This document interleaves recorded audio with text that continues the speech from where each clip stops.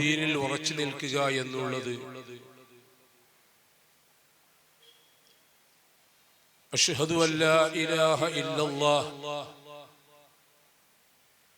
വ അഷ്ഹദു അന്ന മുഹമ്മദർ റസൂലുള്ളാഹ്.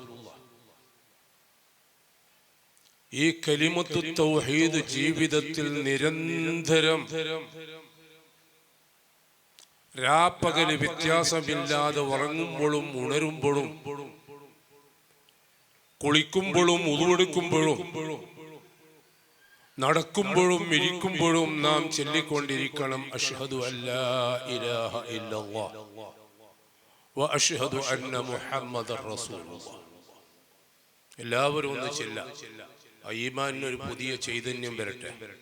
അഷ്ഹദു അല്ലാ ഇലാഹ ഇല്ലല്ലാഹ് വ അഷ്ഹദു അന്ന മുഹമ്മദർ റസൂലുള്ളാഹ്. ഇത് നിരന്തരം ചെല്ലണമെന്ന്, ഇത് നിരന്തരം ചൊല്ലിക്കൊണ്ട് നമ്മുടെ ഈമാൻ എങ്ങനെയുണ്ടെന്ന് സ്വയം പരിശോധിച്ചുകൊണ്ടിരിക്കണം എന്നുള്ളതാണ് നമ്മോട് ആജ്ഞാപിക്കപ്പെട്ടിരിക്കുന്നത്. അതാണ് നമ്മുടെ ചെവിയിൽ ജനിക്കുമ്പോൾ തന്നെ പറഞ്ഞു തന്ന ആദ്യത്തെ കൽപ്പന, അല്ലെങ്കിൽ ആദ്യത്തെ പ്രവചനം. ഭൂമിയിലേക്ക് ജനിച്ച ഉടനെ മറ്റേത് ശബ്ദങ്ങളെക്കാളും മുമ്പ് ഈ വചനം ആ കുട്ടിയുടെ ചെവിയിൽ കടന്നിരിക്കണം. ഈ വചനം ഒരു മനുഷ്യന്റെ ശരീരത്തിൽ കടന്ന് അതങ്ങോട്ട് പ്രവർത്തിക്കാൻ തുടങ്ങണം. ആദ്യത്തെ ഊർജം, ആദ്യത്തെ ഇന്ധനം, ഈ പ്രപഞ്ചത്തിലെ ആദ്യത്തെ ശബ്ദം അതായിരിക്കും. അത് ആവാത്തതിന്റെ മിസ്റ്റേക്കുകൾ വളരെ കൂടുതലായി നമുക്ക് കാണുന്നുണ്ട്. അഷ്ഹദു അല്ലാ ഇലാഹ ഇല്ലല്ലാഹ്. ഏത് സമയവും അല്ലാഹുവിനോട് നമ്മുടെ ഈമാൻ ഏത് നേരത്തും ഏത് സമയത്തും തെറിച്ചു പോകുന്ന ഒരു വസ്തുവാണ് ഈമാൻ.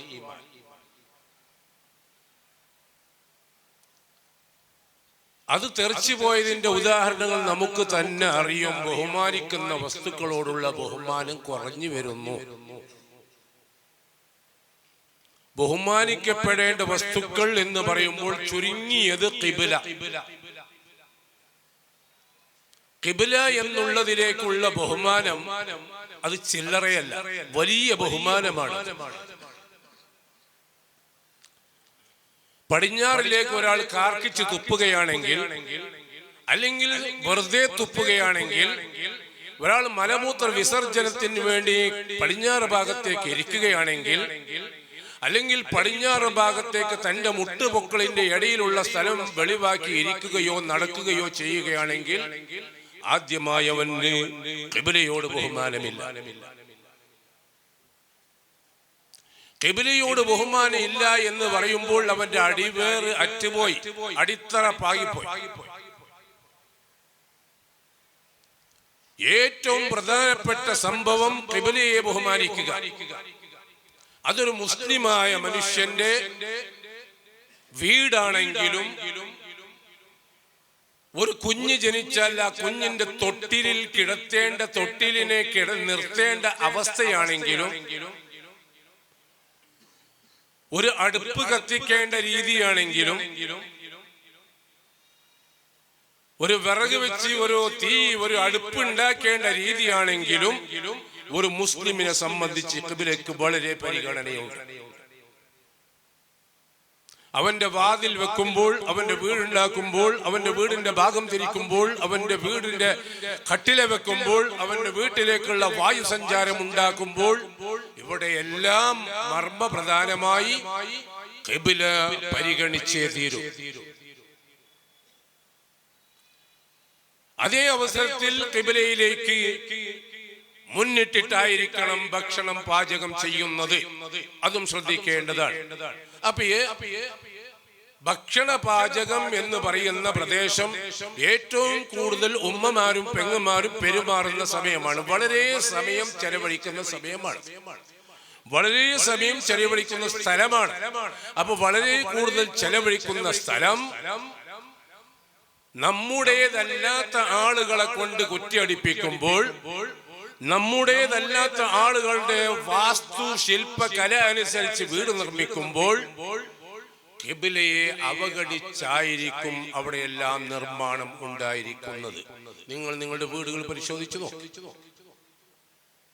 ഖിബ്ലകളെ അവഗണിച്ച്, ഖിബ്ലകളെ നിസ്സാരപ്പെടുത്തിയ രീതിയിലായിരിക്കാം വാസ്തു കല, ആ ശില്പകല.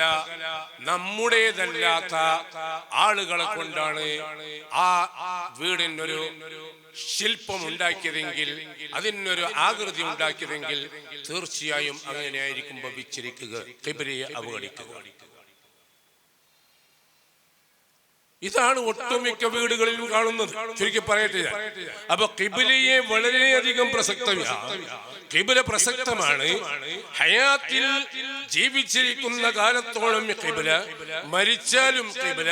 നമ്മുടെ വീടിന്റെ, നമ്മുടെ ചുറ്റുവട്ടം, ഒരു മുസ്ലിമിന്റെ ചുറ്റുവട്ടം മുഴുവനും ഖിബ്ലയെ സംബന്ധിച്ച.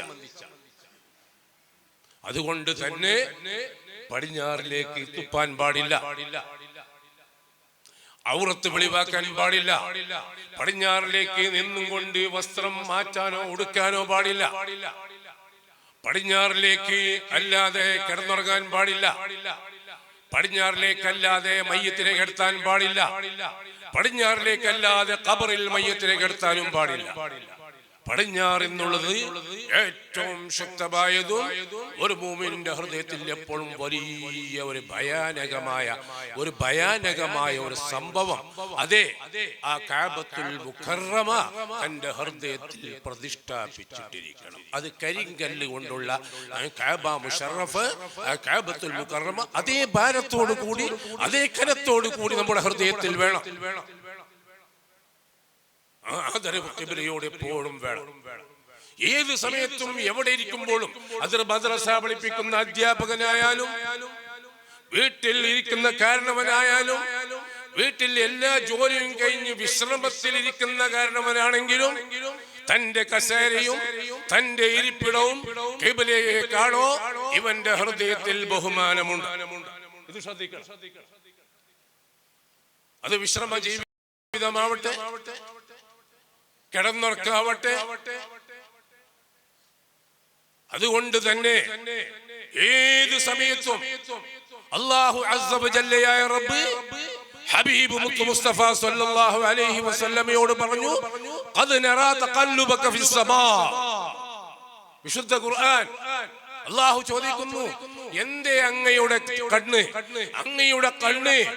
ആകാശത്തിന്റെ ഭാഗത്തേക്ക് തിരിയുന്നതും മറിയുന്നതും ഞാൻ കാണുന്നുണ്ട് നബിയെ. അങ്ങയുടെ കണ്ണ്, അങ്ങയുടെ ഹൃദയം എല്ലാ സമയത്തും ആകാശത്തിന്റെ ഭാഗത്ത്, അഥവാ ജിബ്രീൽ അലൈഹിസ്സലാമിനെ പ്രതീക്ഷിച്ചുകൊണ്ട്, അതേ ജമാനനായ അള്ളാഹുവിൽ നിന്നുള്ള കൽപ്പന പ്രതീക്ഷിച്ചുകൊണ്ട് സദാ സമയം ഹബീബിന്റെ ഹൃദയം ഇങ്ങനെ അള്ളാഹുമായി ബന്ധപ്പെട്ടുകൊണ്ടിരിക്കുന്നു. എന്തേ? ഞാൻ അറിയും, കുറഞ്ഞ സമയം അള്ളാഹു സുബ്ഹാനഹു വ തആല നിസ്കാരത്തിനുള്ള ഖിബ്ല അങ്ങോട്ട് സ്വൽപ്പ സമയത്തേക്ക് അള്ളാഹു മാറ്റി. എന്തേ? ഇപ്പോ നിങ്ങൾ എല്ലാവരും വാദ് കേൾക്കാനിരിക്കുന്നത്, നിങ്ങൾ എല്ലാവരും ഇപ്പൊ ഇരിക്കുന്നത് കിഴക്കോട്ട് മുഖം വെച്ചിട്ട്. ഇങ്ങോട്ടാ മുഖം? ഞാൻ പടിഞ്ഞാറോട്ട്. ഓരെല്ലാം കിഴക്കോട്ട്. നിങ്ങളെല്ലാരും കിഴക്കോട്ട്, ഞാൻ പടിഞ്ഞാറോട്ട്. മാഷാ മാഷാ. നിങ്ങളെല്ലാവരും കിഴക്കോട്ട് എന്തുകൊണ്ടായിരിക്കുന്നത്? അത് ചിലപ്പോ ഹദ്ദാദിൽ അങ്ങനെ ഇരിക്കേണ്ടി വരും. ഹദ്ദാദ് ചെല്ലുമ്പോ ജനങ്ങളോട് കൂടിയുള്ള ഒരു ഹൽക്ക, ആ ഹൽക്ക ഉണ്ടാക്കുമ്പോ ഹദ്ദാദില് അതുപോലെ ഖുതുബ ഓതുമ്പോ ജനങ്ങളുമായി അഭിസംബോധനം ചെയ്യുമ്പോൾ ഖത്തീബ്, ഇമാമ് പടിഞ്ഞാറിലേക്ക് തിരിഞ്ഞും ജനങ്ങളിലേക്ക് മുഖം വെച്ചും ഇരിക്കണം. ഇത് ഹബീബുന റസൂലുള്ളാഹി സ്വല്ലല്ലാഹു അലൈഹി വസല്ലം പഠിപ്പിച്ചതുപോലെ ചെയ്യുന്നു. അതിലൊരു വ്യത്യാസവും ഇല്ല. അപ്പോ പടിഞ്ഞാറോട്ട് ഉണ്ടായിരുന്ന ഖിബ്ല അല്പസമയത്തേക്ക് റസൂലുള്ളാഹി സ്വല്ലല്ലാഹു അലൈഹി വസല്ലമയോട് ബൈത്തുൽ മുഖദ്ദസിലേക്ക് തിരിയാൻ വേണ്ടി പറഞ്ഞു. മദീനയിൽ ഏറ്റവും കൂടുതൽ ഉള്ളത് യഹൂദികളാണ്. മുത്തു മുസ്തഫ സ്വല്ലല്ലാഹു അലൈഹി വസല്ലമ ഏറ്റവും നേരിടുന്ന വെല്ലുവിളി ഈ അഹ്ലി കിതാബിൽ നിന്നിട്ടാണ്. ഇന്നും നേരിടുന്ന വെല്ലുവിളി തന്നെയാണ്. താക്കത്തൊള്ളായിരം കള്ളത്തരങ്ങൾ കെട്ടിയുണ്ടാക്കി, അത് യോഹന്നാന്റെ, അത് യാക്കോബായന്റെ, ഇങ്ങനെ പലജാതി കള്ളത്തരങ്ങൾ കെട്ടിയുണ്ടാക്കിയ ആ അവസ്ഥ അതിനോട് നേരിടണം. അപ്പൊ അവരുടെ വേദത്തിൽ വിശ്വസിക്കുമ്പോൾ അവർ തിരിഞ്ഞിരുന്നത് ബൈത്തുൽ മുഖദ്ദസിലേക്കാണ്. തൽക്കാലം അല്ലാഹുവിന്റെ ഉത്തരവ്, യജമാനനായ റബ്ബ് ഐനമാ തുവല്ലു ഫസമ്മ വജ്ഹുല്ലാഹ്, അല്ലാഹുവിന്റെ ഉത്തരവ് നാം മാനിക്കുക. കഅബ ശരീഫിലേക്ക് മുന്നിടാൻ പറഞ്ഞപ്പോൾ അങ്ങോട്ട് മുന്നിട്ടു, അതിന് ആദരവ് കൽപ്പിക്കാൻ പറഞ്ഞപ്പോൾ അതിന് ആദരവ് കൽപ്പിച്ചു. ഇനി ബൈത്തുൽ മുഖദ്ദസിലേക്ക് മുന്നിടാൻ പറഞ്ഞാൽ അവിടെ മുന്നിടുന്നു, അതിന് ആദരവ് കൽപ്പിക്കാൻ പറയുമ്പോൾ അത് ആദരവ് കൽപ്പിക്കുന്നു. അതല്ല, ഇനി കിഴക്കോട്ട് മുന്നിട്ടിട്ട് അങ്ങോട്ട് മസ്ജിദുൻ നബവിയിലേക്കാണ് മുന്നിടാൻ വേണ്ടി പറയുന്നെങ്കിൽ മസ്ജിദുൻ നബവിയിലേക്ക് മുന്നിടുന്നു, അതിന് ആദരവ് കൽപ്പിക്കുന്നു. അള്ളാഹു പറഞ്ഞത് ചെയ്യുക. ഇതേ ഉള്ളൂ നമ്മുടെ കർത്തവ്യം. ഇവിടെ യുക്തിക്കോ അല്ലെങ്കിൽ നമ്മുടെ തത്വത്തിനോ ഇവിടെ ഒരു അർത്ഥവും ഇല്ല. യുക്തിക്ക് അർത്ഥമില്ല. നമ്മുടെ യുക്തിയല്ല, അള്ളാഹുവിന്റെ യുക്തമായ തീരുമാനമാണ് നാം അംഗീകരിക്കേണ്ടത്. നമ്മുടെ യുക്തിക്കാണെങ്കിൽ ഒരു വയസ്സായ ആള്, ഒരു വയസ്സത്തിയായ ഉമ്മ, ഒരു വയസ്സായ ആളും ഒരു വയസ്സത്തിയായ ഉമ്മ, ഉദാഹരണം പറയാം, ഒരാള് മരിച്ചാൽ അയാളുടെ ഭാര്യ ഇരിക്കണം. ഇരിക്കട്ടെ, എന്താ പറയല്? ഇരിക്കുന്നതിന് എന്താ പറയല്? മറയിലിരിക്കല്. ഇതുവരെ വെളിച്ചത്തായിരുന്നുണ്ടായത്, ഇനി മറയത്തിരിക്കണം. പെണ്ണ് എപ്പോഴും മറയത്തിരിക്കണോ? ഇപ്പൊ മാത്രമല്ല, എപ്പോഴും മറയത്ത് തന്നെ ഇരിക്കേണ്ടത്. ഇപ്പൊ മാത്രം മറയത്തിരുന്നാ പോരാ. അപ്പോ ഭർത്താവ് മരിച്ചാൽ എത്ര മാസം വരെ മറയത്തിരിക്കണം?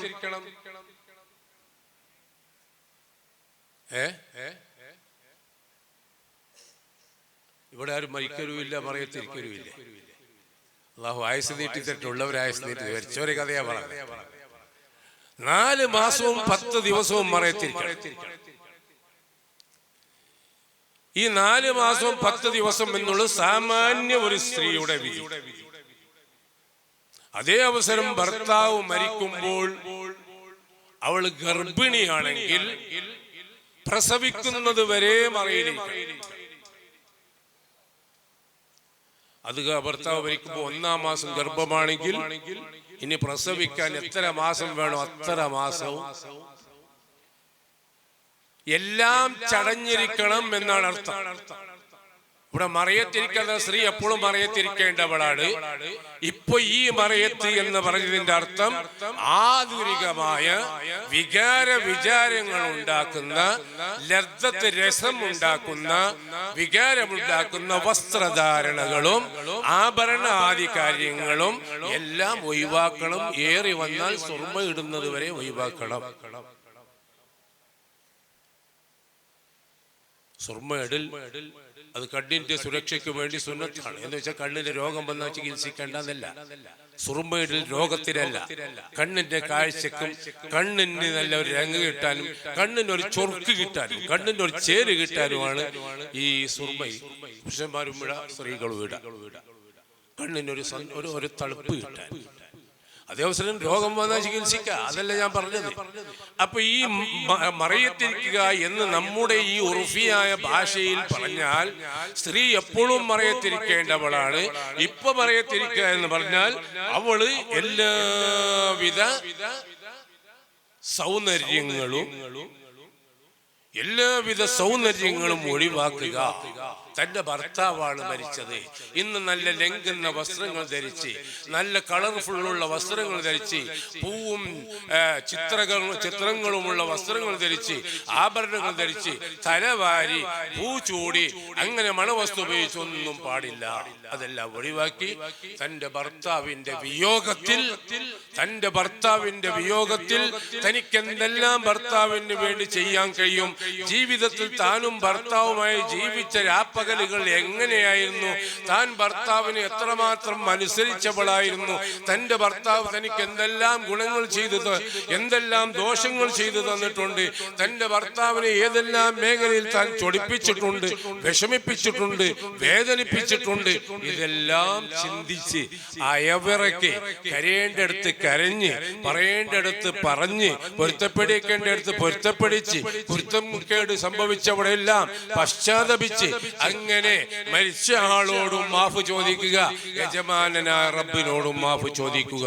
അയ്യുമംറാത്തിൻ മാതത്ത് വസൗജുഹാ അൻഹാ റാദിൻ ദഖലത്തിൽ ജന്ന. ഏതൊരു സ്ത്രീയും അവളുടെ ഭർത്താവ് മരണപ്പെടുമ്പോൾ ആ ഭർത്താവിന് ഈ സ്ത്രീ അഥവാ അവന്റെ ഭാര്യ പരിപൂർണമായ തൃപ്തിയുള്ള ഭാര്യയായിട്ടുണ്ടെങ്കിൽ മാത്രമേ സ്വർഗത്തിലേക്ക് പ്രവേശിക്കാൻ പറ്റുകയുള്ളൂ. അതുകൊണ്ട് ഭർത്താവിന്റെ പരിപൂർണമായ തൃപ്തി സമ്പാദിക്കണം. ആ ഭർത്താവിന്റെ തൃപ്തിക്ക് വിഘാതമുണ്ടാക്കുന്ന അവസ്ഥകള്, വേദനയുണ്ടാക്കുന്ന അവസ്ഥകള്, ഭർത്താവിന്റെ മനസ്സിന് നൊമ്പരമാകുന്ന അവസ്ഥകൾ തന്നിൽ നിന്നുണ്ടായിട്ടുണ്ടോ? ഉണ്ടായിട്ടുണ്ടെങ്കിൽ അല്ലാഹുവേ നീ പൊറുക്കണേ അല്ലാ, നീ മാഫാക്കണേ അല്ലാ. കഴിവിന്റെ പരമാവധി ഭർത്താവിന് വേണ്ടി ദാനധർമ്മങ്ങൾ ചെയ്യാൻ വേണ്ടി മക്കളോട് പറയാ, മരുമക്കളോട് പറയാ, പുള്ളിമക്കളോട് പറയാ, തന്റെ സമ്പത്ത് ദാനധർമ്മം തന്റെ ഭർത്താവിന് വേണ്ടി കഴിയുന്നത് ചെയ്യാ.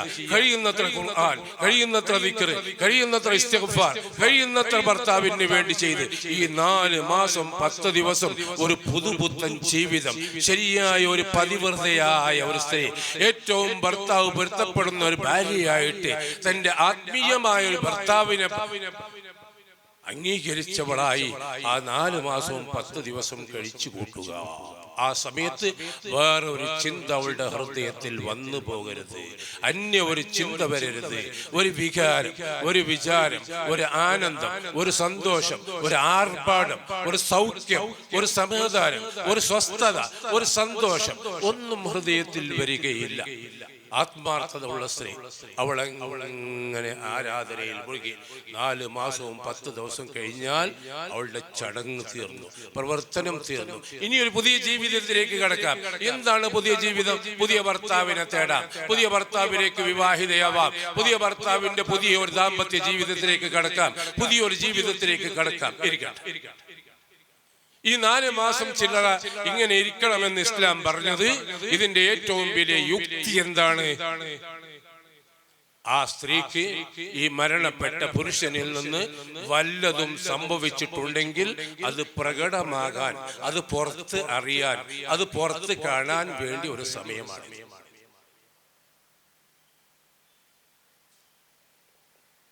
ഈ സമയത്തിനുള്ളിൽ അവൾ ഗർഭിണിയാണോ അല്ലേ എന്ന് ജനങ്ങൾ അറിയും.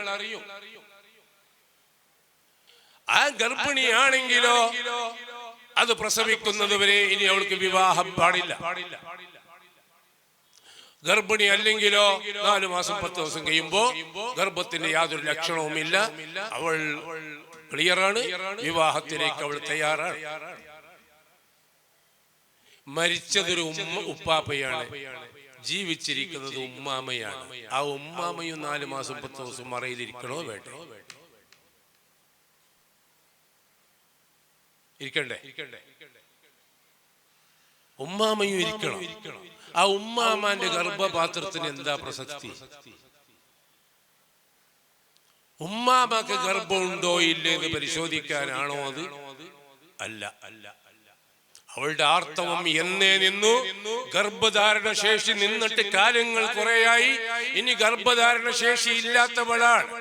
ഒരു മനുഷ്യന് ഒരു പ്രായമുണ്ട്, ആ പ്രായം കഴിഞ്ഞാൽ പിന്നെ ഗർഭധാരണ ശേഷിയില്ല, ആർത്തവം ഇല്ല, ആർത്തവം നിന്നുപോയി, ഗർഭധാരണ ശേഷി നിന്നുപോയി. പിന്നെന്തിനാണ് അവള് മറയിലിരിക്കുന്നത് എന്ന് ചോദിച്ചാൽ ഇതാണ് പറഞ്ഞത്, എന്റെയും നിന്റെയും യുക്തിക്കൊത്തതല്ല അത്. ഇവിടെ യുക്തിക്ക് വിലയില്ല. അള്ളാഹുവിന്റെ കൽപ്പന എന്താണോ അത് അംഗീകരിക്കുക. ഞാൻ പറഞ്ഞു വന്നത്, പ്രിയപ്പെട്ടവരെ, ആ ഖൽബിൽ അള്ളാഹുവിന്റെ കഅബ ശരീഫിനോടുള്ള ആദരവ്, ആ ആദരവുള്ള ഹബീബ് റസൂലുള്ളാഹി സ്വല്ലല്ലാഹു അലൈഹി വസല്ലം കഅബയെ വിട്ട് വേറൊരു സ്ഥലത്തേക്ക് തിരിയുക എന്നുള്ളത് വല്ലാതെ ഭാരമുണ്ട്. പക്ഷേ ആ ഭാരമുണ്ടെങ്കിലും അള്ളാഹുവിന്റെ ആജ്ഞയാണ്, അള്ളാഹുവിന്റെ കൽപ്പനയാണ്, ശിരസ്സ വഹിച്ചേ പറ്റൂ. അങ്ങനെ 16 17 മാസം കഅബ ശരീഫും വിട്ട് ബൈത്തുൽ മുഖദ്ദസിലേക്ക് ഹബീബ് റസൂലുള്ളാഹി സ്വല്ലല്ലാഹു അലൈഹി വസല്ലം തങ്ങൾ നിസ്കരിച്ചു.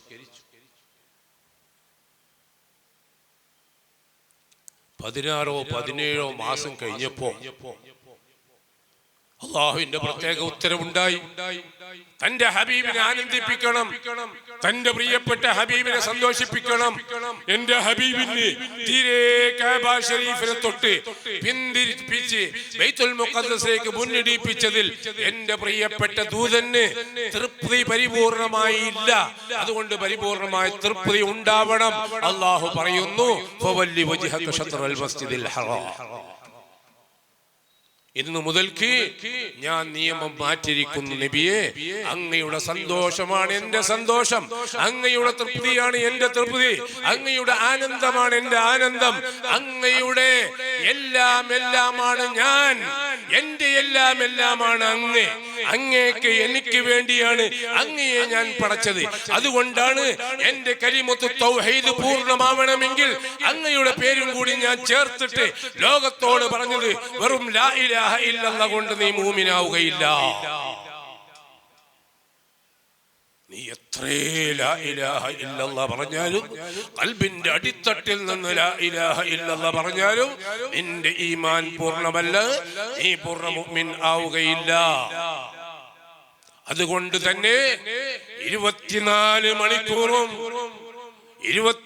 മണിക്കൂറും പ്രപഞ്ചത്തിന്റെ അഖിലാണ്ടത്തിലും ആകാശത്തിലും ഭൂമിയിലും, ഭൂമിയിൽ മാത്രമല്ല ഈ പ്രപഞ്ച 18,000 ആലമിലും അഷ്ഹദു അന്ന മുഹമ്മദർ റസൂലുള്ളാഹ്, അഷ്ഹദു അല്ലാ ഇലാഹ ഇല്ലല്ലാഹ് പറഞ്ഞുകൊണ്ടുണ്ട്. അത് പറയിപ്പിച്ചുകൊണ്ടുമുണ്ട്. നമ്മൾ പറഞ്ഞുകൊണ്ടേയിരിക്കണം. സാലത്തൂറിൽ നിന്ന് അഷ്ഹദു അല്ലാ ഇലാഹ ഇല്ലല്ലാഹ് എന്ന് കേട്ടിട്ട് ഞാൻ മഞ്ചിലെത്തുമ്പോ അവിടെയും പറയുന്നു അഷ്ഹദു അല്ലാ ഇലാഹ ഇല്ലല്ലാഹ്. ഇവിടെ എത്തുമ്പോ സുരീബയിലും പറഞ്ഞു അഷ്ഹദു അല്ലാ ഇലാഹ ഇല്ലല്ലാഹ്. ഇനി അങ്ങോട്ട് കോട്ടപ്പുടിക്ക് പറഞ്ഞാൽ അവിടെ പറയുന്നു അഷ്ഹദു അല്ലാ ഇലാഹ ഇല്ലല്ലാഹ്. ഞാനിപ്പോ അഷ്ഹദു അല്ലാ ഇലാഹ ഇല്ലല്ലാഹ് എത്ര അഷ്ഹദു അല്ലാ ഇലാഹ ഇല്ലല്ലാഹ് പറഞ്ഞുകൊണ്ട് വന്നു ഞാന് പറയണം. ഇനി അങ്ങോട്ട് എത്തുമ്പോൾ കല്ലെടുക്കത്തേക്ക് അഷ്ഹദു അന്ന മുഹമ്മദർ റസൂലുള്ളാഹ്, ഗോൾതബജിൽ അഷ്ഹദു അന്ന മുഹമ്മദർ റസൂലുള്ളാഹ്, കൊടജയിലത്ത് അഷ്ഹദു അന്ന മുഹമ്മദർ റസൂലുള്ളാഹ്, വക്കത്തൂരത്ത് അഷ്ഹദു അന്ന മുഹമ്മദർ റസൂലുള്ളാഹ്, വീട്ടത്തേക്ക് അഷ്ഹദു അന്ന മുഹമ്മദർ റസൂലുള്ളാഹ്, കിണിച്ചത്തേക്ക് എത്തുമ്പോൾ അഷ്ഹദു അന്ന മുഹമ്മദർ റസൂലുള്ളാഹ് പറഞ്ഞോണ്ടേ ഉണ്ട്. ഓരോ പള്ളിയിൽ നിന്ന് എന്റെ വണ്ടിന്റെ സ്പീഡ് അനുസരിച്ച് ഒരു അഷ്ഹദു അല്ലാ ഇലാഹ ഇല്ലല്ലാഹ് തീരുന്നതിന് മുമ്പ് പിന്നെ ഒരു അഷ്ഹദു അല്ലാ ഇലാഹ ഇല്ലല്ലാഹ്. ഓരോ സെക്കൻഡുകൾ ബാങ്കിന്റെ വ്യത്യാസം അനുസരിച്ച് പ്രപഞ്ചത്തിൽ നടന്നുകൊണ്ടുണ്ട്. എന്റെ വാഹനം പോകും തോറും, ഈ പള്ളികൾ അടുത്തടുത്ത് കിട്ടും തോറും ബാങ്കിന്റെ കലിമത്തുകൾ ഞാൻ ഉച്ചരിച്ചു കൊണ്ടേ ഉണ്ട്. ഇല്ലേ? അപ്പൊ ഏത് സമയവും ഈമാൻ പരിശോധിച്ചു കൊണ്ടിരിക്കണം. കിടന്നുറങ്ങുമ്പോൾ അഷ്ഹദു അല്ലാ ഇലാഹ ഇല്ലല്ലാഹ്, അഷ്ഹദു അന്ന മുഹമ്മദർ റസൂലുള്ളാഹ്. നമ്മുടെ ബഷീർ സഖാഫി കാനക്കോടിൽ ഒരു ഉമ്മാന്റെ മരിച്ചിട്ടാകുമ്പോൾ ഞാൻ കണ്ണുനോക്കിന് വേണ്ടി പോയിരുന്നു. പോയിട്ടാകുമ്പോൾ അവിടുന്ന് ആദ്യം ഞാൻ കേട്ടൊരു വിഷയം, ഉമ്മ എല്ലാ ദിവസവും കിടക്കുമ്പോ അഷ്ഹദു അല്ലാ ഇലാഹ ഇല്ലല്ലാഹ്, അഷ്ഹദു അന്ന മുഹമ്മദർ റസൂലുള്ളാഹ് ചെല്ലാതെ ഒരു ദിവസവും കിടന്നിട്ടില്ല ഉസ്താദേ. ഓരോ ഇൽമാണ്. അഷ്ഹദു അല്ലാ ഇലാഹ ഇല്ലല്ലാഹ് അഷ്ഹദു അന്ന മുഹമ്മദർ റസൂലുള്ളാഹ് എന്ന് പറയാതെ കിടന്നുറങ്ങിയിട്ടില്ല സൈനിന്റെ ഉമ്മ. എന്തേ? എന്റെ റൂഹെങ്കാലും അല്ലാഹു ഉറക്കിൽ പിടിച്ചാൽ, ഞാൻ എങ്കാലും ഉറക്കിൽ മരിച്ചു പോയാൽ ഷഹാദത്ത് കലിമയില്ലാതെ ഞാൻ മരിച്ചു പോകുമോ എന്ന പേടി കൊണ്ട് ഏത് സമയത്തും എന്റെ ഉമ്മ കിടക്കുമ്പോൾ അഷ്ഹദു അല്ലാ ഇലാഹ ഇല്ലല്ലാഹ് അഷ്ഹദു അന്ന മുഹമ്മദർ റസൂലുള്ളാഹ്, ഈ പേടി നമുക്ക് എല്ലാവർക്കും 24 മണിക്കൂറും വേണം. ഇതിൽ നമ്മൾ ഉറച്ചു നിൽക്കണം. ആദ്യം നമ്മുടെ ചെവിയിലേക്ക് കേട്ടത് അഷ്ഹദു അല്ലാ ഇലാഹ ഇല്ലല്ലാഹ് അഷ്ഹദു അന്ന മുഹമ്മദർ റസൂലുള്ളാഹ്. ഇനി നമ്മുടെ നാവിൽ നാം ലാസ്റ്റ് ചൊല്ലേണ്ടത്, നമ്മുടെ ചെവിയിൽ ലാസ്റ്റ് കേൾക്കേണ്ടത് ലാ ഇലാഹ ഇല്ലല്ലാഹ്. എത്ര വലിയവനാണെങ്കിലും ആരാണെങ്കിലും ലാ ഇലാഹ ഇല്ലല്ലാഹ്. മഹാനായ അൽഖമത്ത് റളിയല്ലാഹു അൻഹു തങ്ങൾ, ഈ മൈക്കൊക്കെ എന്തൊരു കൂറ്റിന്, എനിക്കെന്നെ കൂറ്റ് പോയിട്ട് ശബ്ദിച്ച് കൂറ്റില്ല. ഈ മൈക്ക് അല്ലാതെ കുയിന്നാണല്ലോ ശബ്ദാക്കുന്നത്. അല്ല, ഈ മൈക്കെന്നെ ഒരു കൂറ്റ് കുറവാ. ഇനി കൂറ്റടച്ചിട്ടുണ്ടോ? മഹാനായ അൽഖമ റളിയല്ലാഹു അൻഹു തങ്ങൾ കുറേ ദിവസം പരിപാടിയുള്ളതാണ്. ഞാൻ ഒരു ദിവസം വേദ പറഞ്ഞിട്ട് നാളെ ലീവാക്കിയാൻ പറ്റൂല. അൽഖമ റളിയല്ലാഹു അൻഹു തങ്ങൾ മൗത്ത് വേദനയിലുണ്ട്. നിങ്ങൾ എല്ലാവരും കേട്ട കാര്യമായിരിക്കാം. പക്ഷെ ജീവിതത്തിൽ അനുഭവിക്കണം നാം, അത് അനുവദിക്കണം നാം. ആ ജീവിതത്തിൽ നാം അത് കൊണ്ടുവരണം. ആലിമീങ്ങളാണെങ്കിലും സ്വാലിഹീങ്ങളാണെങ്കിലും സയ്യിദന്മാരാണെങ്കിലും ആരെയും ഇബ്ലീസ് മാറി നിൽക്കില്ല. എത്ര വലിയവനാണെങ്കിലും അത്ര കണ്ട് ശക്തമായിട്ടായിരിക്കും ഇബ്ലീസ് തേരോട്ടം നടത്തുന്നത്. അല്ലാഹു നമ്മളെ കാത്തു രക്ഷിക്കട്ടെ. അൽഖമത്ത് റളിയല്ലാഹു അൻഹുവിന് മരണവേദന വന്നപ്പോൾ അൽഖമത്ത് റളിയല്ലാഹുവിന്റെ ഭാര്യ വന്നിട്ട് മഹാനായ അഷ്റഫുൽ ഖൽഖ് മുത്തു മുസ്തഫ, പോരാ സ്വലാത്ത് പോരാ, നിങ്ങൾ ദഫ്റാത്തീബിന്റെ സദസ്സിലല്ലേ ഉള്ളത്, എല്ലാ കുറ്റങ്ങളും നമുക്ക് അല്ലാഹു സമാപിച്ചു തരട്ടെ. ഇന്ന് സമാപന രാത്രിയല്ലേ, റിഫായി ശൈഖ് തങ്ങളെ നമുക്ക് പരിചയപ്പെടണ്ടേ. വെറുതെ തപ്പുമുട്ടിയത് കൊണ്ടായില്ലല്ലോ. ആ ദപ്പുമുട്ടും ആ റാത്തീബ് ചെല്ലലും ആ റാത്തീബിന്റെ തട്ടും മുട്ടുമെല്ലാം റിഫായി ശൈഖിലേക്ക് എത്തണം. എന്നിട്ട് റിഫായി ശൈഖ് നമ്മിലേക്ക് ഒന്ന് നോക്കണം.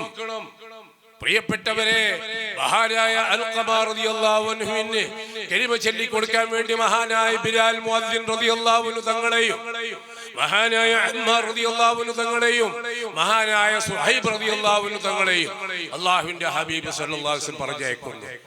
മരണം ആസന്നമായ ആളുടെ അടുക്കൽ നിന്നിട്ട് നിങ്ങൾ വല്ലതും സംസാരിക്കരുത്, അതും ഇതും പറയരുത്. ഒന്നുകിൽ ഖുർആൻ ഓതുക, യാസീൻ കൂടുതൽ ഓതുക, സൂറത്തുർ റഅദ് ഓതുക. അങ്ങനെ ബുർദ ചൊല്ലാൻ അറിയുന്നവർ അത് ചൊല്ലുക. ലാ ഇലാഹ ഇല്ലല്ലാഹ് എന്ന തഹ്ലീൽ അവിടെ ചൊല്ലിക്കൊണ്ടേയിരിക്കുക. ചൊല്ലിക്കൊടുക്കേണ്ടതില്ല, നാം ചൊല്ലിയാൽ മതി. ആ സദസ്സ് ധന്യമാക്കുക. നമ്മുടെ ശബ്ദം കേൾക്കുമ്പോൾ സ്വാഭാവികമായിട്ട് അതിനനുസരിച്ച് താളം ഉണ്ടാവും. ഒരു സദസ്സിനനുസരിച്ച് താളം ഉണ്ടാവും. ലാ ഇലാഹ ഇല്ലല്ലാഹ് എന്ന് പറയുമ്പോൾ ശരീരം അങ്ങനെ ഒരു താളം ഉണ്ടാവും. യാ ഹന്നാനു യാ മന്നാനു യാ ദയ്യാനു യാ സുബ്ഹാൻ, ശരീരത്തിന് ഒരു താളം വരും. ഹാ ഹു ഹി ഹയ്യുൻ, ശരീരത്തിന് ഒരു താളം വരും. അൻതൽ ഹാദി അൻതൽ ഹഖ് ലൈസൽ ഹാദി ഇല്ലാഹു, ശരീരത്തിന് ഒരു താളം വരും. നമ്മൾ ആക്കലല്ലാതെ. അപ്പൊ ലാ ഇലാഹ ഇല്ലല്ലാഹ് എന്ന് ആ മരണത്തോട് ആസന്നമായി കിടക്കുന്ന ആളുടെ അടുക്കൽ നാം ചെല്ലുമ്പോൾ ആ കിടക്കുന്ന ആൾക്കും അതിനോടൊരു ടച്ചിങ് വരും, അവിടെ കണക്ട് വരും. അദ്ദേഹത്തിനും അങ്ങനെ ചെല്ലാൻ വേണ്ടി ആവേശം വരും. അള്ളാഹു ആ കൂട്ടത്തിൽ നമ്മൾ ആക്കി തരട്ടെ. ആവേശം വരുന്ന കൂട്ടത്തിലാക്കട്ടെ, ചെല്ലുന്ന കൂട്ടത്തിൽ അള്ളാഹു ആക്കി തരട്ടെ. ഈ ലാ ഇലാഹ ഇല്ലല്ലാഹ് ചൊല്ലിക്കൊടുക്കാൻ വേണ്ടി അവര് പോയി ലാ ഇലാഹ ഇല്ലല്ലാഹ് ലാ ഇലാഹ ഇല്ലല്ലാഹ് ലാ ഇലാഹ ഇല്ലല്ലാഹ് ചുറ്റും കൂടി സ്വഹാബാക്കൾ ചെല്ലുന്നു. അൽഖമ റളിയല്ലാഹു അൻഹു ചെല്ലുന്നില്ല. സ്വഹാബിയല്ലേ, ഏറ്റവും അത്യുത്തമന്മാരല്ലേ സ്വഹാബാക്കൾ. നേരത്തെ നമ്മുടെ സ്വഹാബാക്കളുടെ ശ്രേഷ്ഠതയെല്ലാം ഒരു ചെറിയൊരു സ്വഹാബിയുടെ ശ്രേഷ്ഠതയിലേക്ക് ഏറ്റവും വലിയ ഖുത്ബുൽ അഖ്താബ് വരെ എത്തുകയില്ല. അതാണ് ഒരു സ്വഹാബി. എന്താണ് അദ്ദേഹം ചെയ്തത്? ആദരവായ മുത്തു മുസ്തഫ സല്ലല്ലാഹു അലൈഹി വസല്ലമ തങ്ങളെ സദസ്സിൽ ഈമാനോട് ഒരുമിച്ച് കൂടി. ഒറ്റ സെക്കൻഡ്, അത് മതി. ഒറ്റ സെക്കൻഡ് ആദരവായ ഹബീബ് റസൂലുള്ളാഹി സ്വല്ലല്ലാഹു അലൈഹി വസല്ലമയോട് കൂടി ഒറ്റ സെക്കൻഡ് ഒരുമിച്ച് കൂടിയപ്പോൾ അദ്ദേഹം സ്വഹാബിയായി. ആ സ്വഹാബിക്കുള്ള മഹത്വം മഹാനായ ഗൗസുൽ ആലമാണ്, ഔലിയാക്കളുടെ ശൈഖ്, ഏറ്റവും വലിയ ഉന്നതനായ ഖുത്ബുൽ അഖ്താബാണ്. ഖുത്ബുൽ അഖ്താബ് തങ്ങളുടെ മഹത്വം ഈ ലോകത്ത് ഒരൊറ്റ ആരിഫീകൾക്കുമില്ല, ഒരൊറ്റ വരിയിലുമില്ല. പക്ഷേ ഒരു സ്വഹാബിയുടെ സ്ഥാനത്തേക്ക് എത്താൻ സാധ്യമല്ല. അതാണ് മാലിക് ദീനാർ തങ്ങൾ. അങ്ങ് മാലിക് ദീനാർ തങ്ങൾ കാസർഗോഡ്, ഇങ്ങോട്ട് ഖുത്ബുസ്സമാൻ സയ്യിദ് മുഹമ്മദ് ഷരീഫുൽ മദനി തങ്ങൾ. നിങ്ങൾ നോക്ക്, ഉള്ളാളം സയ്യിദ് മുഹമ്മദ് ഷരീഫുൽ മദനി തങ്ങളാണെങ്കിൽ, അങ്ങോട്ട് കാസർഗോഡ് മാലിക് ദീനാർ തങ്ങളാണെങ്കിൽ, നിങ്ങളൊന്നും ചിന്തിച്ചു നോക്ക്, മാലിക് ദീനാർ തങ്ങളാരാണ്? ഇച്ചിരങ്കോടുള്ള ഹബീബ് മാലിക് ദീനാർ തങ്ങളാരാണ്? മാലിക് ദീനാർ തങ്ങളോടൊപ്പം വന്ന് 14 സ്വഹാബാക്കളുടെ സ്ഥാനമെന്ത്? അപ്പോൾ പ്രിയപ്പെട്ടവരെ, ഞാൻ പറഞ്ഞു വരുന്നത്, നാം എല്ലാവരും വലിയ ബർക്കത്ത് സിദ്ധിച്ചവരാണ്. അള്ളാഹുവിന്റെ സഹാബാക്കളെല്ലാം നമ്മുടെ നാടുകളിലുണ്ട്. അവരുടെ കാൽപാദങ്ങളേറ്റ് പുളകിതമായ മണ്ണുകളിലും അവരുമായിട്ട് ചങ്ങാത്തം കെട്ടിയ അരുവികളിലും അവരുമായിട്ട് കിന്നാരം പറഞ്ഞ കാറ്റുകളിലും അവരുമായിട്ട് സന്തോഷം പങ്കുവെച്ച വെള്ളച്ചാട്ടങ്ങളിലുമാണ് നാം ജീവിക്കുന്നത്. അവരുടെ ഉച്ചിഷ്ടങ്ങൾ കുടിച്ചു, അവരുടെ കാൽപെരുമാറ്റത്തിൽ കൂടി സഞ്ചരിച്ച് അവർ നമുക്ക് തന്നുപോയ ഏറ്റവും ഉദാത്തമായ ദീനുൽ ഇസ്ലാം അഹ്ലുസ് സുന്നത്തി വൽ ജമാഅത്തിൽ അടിയുറച്ചുകൊണ്ട് നമ്മുടെ പൂർവികന്മാർ കാണിച്ചു തന്ന വഴി, ആ വഴിയിലൂടെ സഞ്ചരിക്കുമ്പോൾ ഞാൻ പറഞ്ഞു വന്നത്, ഹൃദയത്തിൽ ആദരവ് വേണം. അങ്ങനെ ലാ ഇലാഹ ഇല്ലല്ലാഹ് ചൊല്ലിക്കൊടുത്ത് അൽഖമ റളിയല്ലാഹു അൻഹു ചൊല്ലുന്നില്ല. സ്വഹാബാക്കൾ വന്ന് മുത്തു മുസ്തഫ സല്ലല്ലാഹു അലൈഹി വസല്ലം തങ്ങളോട് വിഷമത്തോടു കൂടി വ്യസനം പ്രകടിപ്പിക്കുകയാണ്. അൽഖമ ലാ ഇലാഹ ഇല്ലല്ലാഹ് ചൊല്ലുന്നില്ല നബിയെ. ആദരവായ ഹബീബ് റസൂലുള്ളാഹി സ്വല്ലല്ലാഹു അലൈഹി വസല്ലം ചോദിക്കുന്നു, അൽഖമക്ക് വാപ്പയോ ഉമ്മയോ ജീവിച്ചിരിപ്പുണ്ടോ? സ്വഹാബാക്കൾ അന്വേഷിച്ചു നോക്കുമ്പോൾ അൽഖമയുടെ വയസ്സായ ഒരു ഉമ്മയുണ്ടെന്ന് വിവരം കിട്ടി.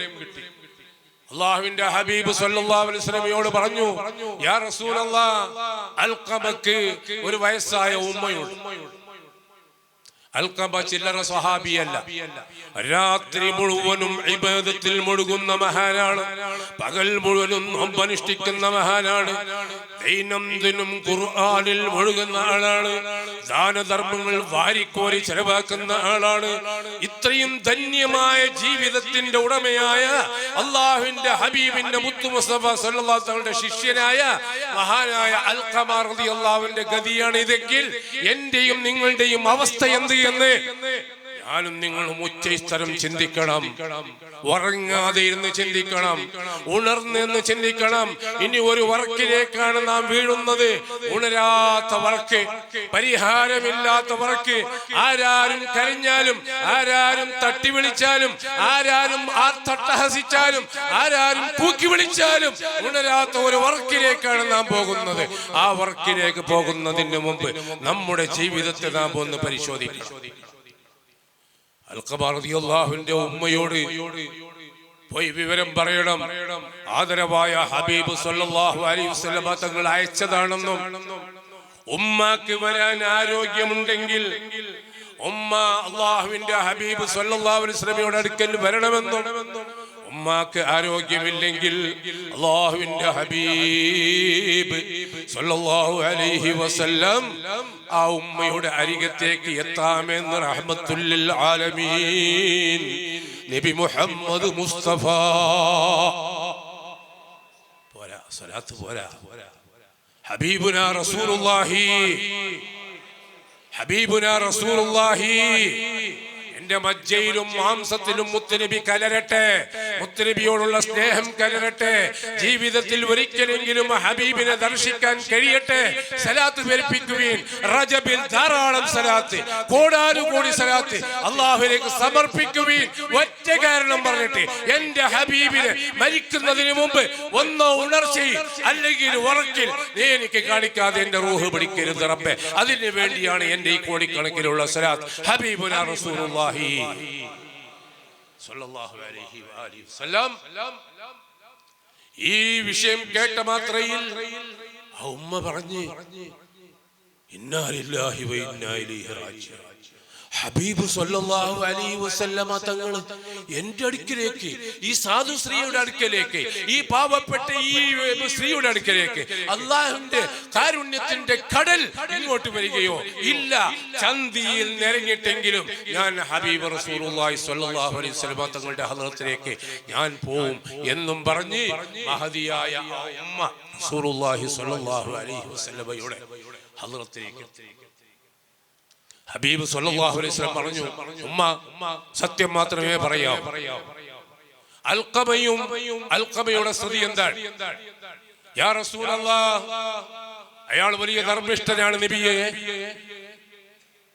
രാത്രിയുടെ സുഖനിദ്ര അദ്ദേഹത്തിന് അറിയില്ല. രാത്രിയുടെ സുഗമമായ ഉറക്കം അദ്ദേഹത്തിന് അറിയില്ല. രാത്രി മുഴുവനും ഇബാദത്ത് എടുത്ത ആളാണ്. പകലിന്റെ സന്തോഷം അയാൾക്കറിയില്ല. പകൽ മുഴുവനും നോമ്പനുഷ്ഠിച്ച മനുഷ്യരാണ്. അയാൾക്ക് അല്ലാഹു കൊടുത്ത സമ്പത്തുകൾ മുഴുവനും ധാരാളം ധർമ്മം ചെയ്ത ആളാണ്. ഹബീബ് സല്ലല്ലാഹു അലൈഹി വസല്ലം, എന്റെ കൂടെ നിങ്ങളും സലാത്ത് ചൊല്ലുക. ഹബീബുനാ റസൂലുള്ളാഹി സല്ലല്ലാഹു അലൈഹി വസല്ലം പറഞ്ഞു, അതെല്ലാം ഞാൻ അറിയാം. അതെല്ലാം നിങ്ങളോട് ചോദിക്കുന്നത്, നിങ്ങളും നിങ്ങളുടെ മകനുമായുള്ള അവസ്ഥ എന്ത്? ഉമ്മ പറഞ്ഞു, അല്പം എനിക്കവനോട് വിഷമമുണ്ട്. നിങ്ങൾ നിങ്ങളുടെ ഉമ്മമാരെ കാര്യം, ഉമ്മമാരുമായിട്ട് നിങ്ങളുടെ ഇടപെടൽ, നിങ്ങളുടെ സന്ധി, നിങ്ങളുടെ കണക്ഷൻ, നിങ്ങളുടെ കണക്ട്, നിങ്ങളുടെ പെരുമാറ്റം, നിങ്ങളുടെ സ്വഭാവം പരിശോധിക്കുക. ചില ആളുടെ ഉമ്മമാർ മരിച്ചു പോയിട്ടുണ്ടാവും. ആ മരിച്ചുപോയ ഉമ്മമാരോട് നിങ്ങൾ എങ്ങനെ പെരുമാറി, വാപ്പമാരോട് എങ്ങനെ പെരുമാറി ഒന്ന് ചിന്തിക്കുക. നമുക്കെല്ലാം പോകേണ്ടതല്ലേ? ഒരു ദിവസത്തേക്ക് മടങ്ങി വരാത്ത സ്ഥലത്തേക്ക്, മടങ്ങി വരാത്ത വഴിയിലേക്ക്, ആരാരുമില്ലാത്ത വഴിയിലേക്ക്, ആരാരും സഹായമില്ല, ഒരു തങ്ങളും ഉണ്ടാവില്ല, ഒരു ആലിമും ഉണ്ടാവില്ല. ലാ അൻസാബ ബൈനഹും യൗമ യഫിറുൽ മർഉ മിൻ അഖീ വഉമ്മിഹി വസാഹിബതിഹി വബനീഹി ലികുല്ലി ഇംരിഇൻ യൗമഇദിൻ ശഅ്നുൻ യുഗ്നീ. സുബ്ഹാനല്ലാഹ്. ആ ദിവസം നമുക്ക് വരാനിരിക്കുന്നു. ഓടുകയാണ് മനുഷ്യൻ, ഓടുകയാണ്. മഹ്ശറയാണ് ഓടുന്നത്. മഞ്ചിയിൽ നിന്ന് കുക്കാജിക്കല്ല, കുക്കാജിയിൽ നിന്ന് പാണമംഗളൂരിലേക്കല്ല, പാണമംഗളൂരിൽ നിന്ന് മൈസൂരിലേക്കല്ല, അല്ലെങ്കിൽ ഇവിടുന്ന് ബാംഗ്ലൂരിലേക്കല്ല, ഹൈദരാബാദിലേക്കല്ല, അല്ലെങ്കിൽ ഇവിടുന്ന് തമിഴ്നാടിലേക്കല്ല. മഹ്ശറയാണിത്. 50,000 വർഷം എന്നെയും നിങ്ങളെയും ഒരു ചാൺ സൂര്യന്റെ അടിയിൽ നിർത്തിയ സമയം, ഉടുതുണിയില്ലാതെ അരഞ്ഞാച്ചരടില്ലാതെ നിർത്തപ്പെട്ട സമയം, ആരുടെ സഹായമില്ല, ആരാരുമില്ലാത്ത നേരം. ഇനി സഹായമെല്ലാം കിട്ടുന്നതിന് മുമ്പ് അനുഭവിക്കേണ്ടത് മുഴുവനും അനുഭവിച്ചതിന് ശേഷമാണ് ഇനി സഹായം. എയർപോർട്ടിൽ പോയ എമിഗ്രേഷനിൽ എത്തിയാൽ അവിടെയുള്ള ആ എമിഗ്രേഷനിൽ കുടുങ്ങിയവന് അറിയാം അവിടുത്തെ അവസ്ഥ. പുറത്താൾക്കാർ പൂച്ചെണ്ടും പിടിച്ച് കാത്തിരിക്കുന്നുണ്ട്. അത് വേറെയാ. പുറത്ത് ആൾക്കാർ പൂച്ചെണ്ടും പിടിച്ച് കാത്തിരിക്കുന്നുണ്ട്. ഇങ്ങോട്ട് വരുമ്പോ എയർപോർട്ടിൽ കാറും പിടിച്ചിട്ട് കുടുംബക്കാർ കാത്തിരിക്കുന്നുണ്ട്. ശരിയാണ്. ഈ എമിഗ്രേഷനിൽ നിന്റെ അവസ്ഥ, നീയും നിന്റെ റബ്ബുമായിട്ടുള്ള ആ എമിഗ്രേഷൻ ഒന്ന് പാസ്സാവണമെങ്കിൽ, അവനൊന്ന് സീലടിച്ചിട്ട് നിനക്ക് തരണമെങ്കിൽ, നിന്റെ ഫിംഗർ എടുത്ത്, കണ്ണിന്റെ ഫിംഗർ എടുത്ത്, വിരലിന്റെ ഫിംഗർ എടുത്ത്, എന്നിട്ടും സംശയമെങ്കിൽ പിടിച്ച് ഉള്ളിൽ നിർത്തുമ്പോ അല്ലാ, പുറത്തു നിന്നിട്ട് നമ്മളെ തങ്ങളെ കല്ലഘട്ട തങ്ങളെ കാണുന്നില്ല. ഒരു തങ്ങളും ഇല്ല, ഒരു ശൈഖുനയും ഇല്ല. നഫ്സി നഫ്സി നഫ്സി നഫ്സി. ഈ അവസ്ഥ ഒന്ന് എല്ലാവരും അറിയണം. ഒന്ന് എമിഗ്രേഷനിലേക്ക് പോകണം, ഒരു പിന്നെ വിസിറ്റിംഗ് എടുത്തിട്ട് ഒന്ന് പോയിട്ട് വാ. എല്ലാരും കഥ പറയും, കഥ പഠിക്കാം, മഹ്ശർ ഒന്ന് അറിയാൻ. സുബ്ഹാനല്ലാഹ്. ഒന്നുമില്ല, ഒരു ഉറുക്കും കീശയിലില്ല, കഞ്ചാവും ഇല്ല, ബ്രൗൺ ഷുഗറും ഇല്ല, ഒന്നുമില്ല. ഓൻ അറബിയിൽ ചോദിക്കുമ്പോ ഞാൻ ഇവിടുത്തെ ഈ സുരിബയിൽ ഭാഷയിൽ എന്ത് പറയാനാ? ഓൻ എന്തോ ചോദിക്കുന്നു, ഞാൻ എന്തോ തലയാട്ടുന്നത്. ഓൻ എന്തോ ചോദിക്കുന്നു, ഞാൻ തലയാട്ടുന്നത്. ഓൻ പറഞ്ഞ് ഇങ്ങനെ വിളിച്ചിട്ട് പോലീസുകാരോട് കൊണ്ടുപോകാൻ വേണ്ടി പറഞ്ഞു. പോലീസ് കയ്യിൽ വിളിച്ചോട് പോയിട്ട് എത്തി. സുബ്ഹാനല്ലാഹ്. പുറത്ത് പൂച്ചെണ്ട് പിടിച്ചിട്ട് കാക്കുന്ന തങ്ങൾ വരുന്നുണ്ട് സ്വീകരിക്കാൻ. ഇവിടെ പുറത്തിറങ്ങിയിട്ട് പറയാൻ പറ്റുമോ പോലീസ് പിടിച്ച് അങ്ങോട്ട് ഉള്ളിൽ കൊണ്ടുപോയി? അപ്പൊ നാളെ മഹ്ശറ ഇനി പൂച്ചെണ്ട് പിടിച്ച് കാത്തിരിക്കുന്നവരുണ്ട് ഒരു ഭാഗത്ത്. അതെല്ലാം കഴിയണമെങ്കിൽ കുറെ കടമ്പകൾ കടക്കണം, കുറെ കടമ്പകൾ കടക്കണം. 50,000 വർഷം കഴിയണം. അത് ആ കടമ്പ ഇനി ശഫാഅത്ത് ചെയ്യുന്ന ആലിമീങ്ങൾ, ശഫാഅത്ത് ചെയ്യുന്ന ഔലിയാക്കൾ, ശഫാഅത്ത് ചെയ്യുന്ന സയ്യിദന്മാർ, ശഫാഅത്ത് ചെയ്യുന്ന നമ്മുടെ ഉസ്താദുമാർ, മുർഷിദുമാർ, എല്ലാവരുടെയും ശഫാഅത്ത് കിട്ടും, ഉറപ്പാണ്, തീർച്ചയാണ്. അതിന് മുമ്പ് എയർപോർട്ടിന്റെ എമിഗ്രേഷൻ പാസ്സാകുന്നത് നിന്റെ പണിയാണ്. അതാണ് ഖബർ. അതിനുശേഷമാണ് മഹ്ശറ. അത് കഴിഞ്ഞിട്ടാണ് നിന്റെ വിചാരണ. ആ വിചാരണയ്ക്ക് ശേഷമാണ് കാര്യങ്ങളുടെ തീരുമാനം. പ്രിയപ്പെട്ടവരെ, ഞാൻ പറഞ്ഞു വന്നു, ഉമ്മ പറയുന്നു, എനിക്ക് ആ മകനോട് അല്പം വിഷമമുണ്ട്. റസൂലുള്ളാഹി സ്വല്ലല്ലാഹു അലൈഹി വസല്ലം, ഹബീബുന റസൂലുള്ളാഹി ചോദിക്കുന്നു, യാ ഉമ്മ, എന്തേ നിങ്ങൾക്ക് അൽഖമ റളിയല്ലാഹുവിനോട് നിങ്ങൾക്ക് വിഷമം? മറ്റൊന്നും അല്ല നബിയേ, എന്നെക്കാൾ ചെറിയ ഒരു പരിഗണന അവന്റെ ഭാര്യയോട് കാണിക്കുന്നതായിട്ട് എന്റെ മനസ്സിലേക്ക് തോന്നിപ്പോയിട്ടുണ്ട്. എന്നെക്കാൾ കുറച്ച് ആദരവ് അല്ലെങ്കിൽ സ്നേഹം അല്ലെങ്കിൽ ഒരു പെരുമാറ്റം ഉമ്മ എന്ന പെറ്റുമ്മയെക്കാളും മിഞ്ഞാന്ന് കയറി വന്ന അവന്റെ ഭാര്യയോട് ആറ്റി പോറ്റി വളർത്തിയ ഉമ്മ എന്നോട് ചോദിക്കാതെ എന്റെ മകൻ ഇന്നുവരെ, എന്റെ മക്കൾ ഇന്നുവരെ ഒന്നും ചെയ്തിട്ടില്ല, പറഞ്ഞിട്ടില്ല. അതേ അവസരത്തിൽ ഇന്നിപ്പോ എന്റെ പെണ്ണ് കയറി വന്നതിന് ശേഷം എന്നോടുള്ള പെരുമാറ്റത്തിൽ ചെറിയൊരു മാറ്റം എന്റെ ഹൃദയത്തിലേക്ക് തോന്നിപ്പോയിട്ടുണ്ട്. ഇത് ഇത്രയും വലിയ ഉത്കൃഷ്ടനായ സ്വഹാബിയായ അൽഖമ റളിയല്ലാഹു അൻഹു ജീവിതത്തിൽ പറ്റിപ്പോയ ചെറിയൊരു അമളിയെങ്കിൽ എന്റെയും നിന്റെയും ജീവിതത്തിൽ നമ്മുടെ ഉമ്മമാരോടുള്ള നമ്മുടെ പെരുമാറ്റം എങ്ങനെയുണ്ട്? നമ്മുടെ വാപ്പാമാരോട് കടിച്ചു പിടിച്ചിട്ടല്ലേ നമ്മൾ സംസാരിക്കുന്നത്? ജഡ്ഞ്ഞിട്ടും കുലുങ്ങിട്ടും കുളിക്കിട്ടും അല്ലേ സംസാരിക്കുന്നത്? ചാടിക്കടിച്ചിട്ടല്ലേ ഉമ്മാനോട് പെരുമാറുന്നത്? ചാടി കടിച്ചിട്ടല്ലേ ഉമ്മാനോട് വാപ്പാനോട് പെരുമാറുന്നത്? നീ എന്ത് മുസ്ലിമായിട്ട്, എന്ത് മുസ്ലിയാരായിട്ട്, എന്ത് തങ്ങളായിട്ട് എന്ത് കാര്യമുണ്ട്? അല്ലാഹു ഒരിക്കലും മാഫ് തരാത്ത കുറ്റമാണത്. അല്ലാഹുവിന്റെ ഹബീബ് റസൂലുള്ളാഹി സ്വല്ലല്ലാഹു അലൈഹി വസല്ലം പറഞ്ഞു, സ്വഹാബാക്കൾ വിളിച്ചു പറഞ്ഞു, യാ സഹാബ, വിറക് ശേഖരിക്കുക, നിങ്ങൾ ഒരു കൂട്ടം വിറക് രാശിയിട്ട് വിറക് തയ്യാറാക്കുക, വിറക് കൂട്ടിയിടുക.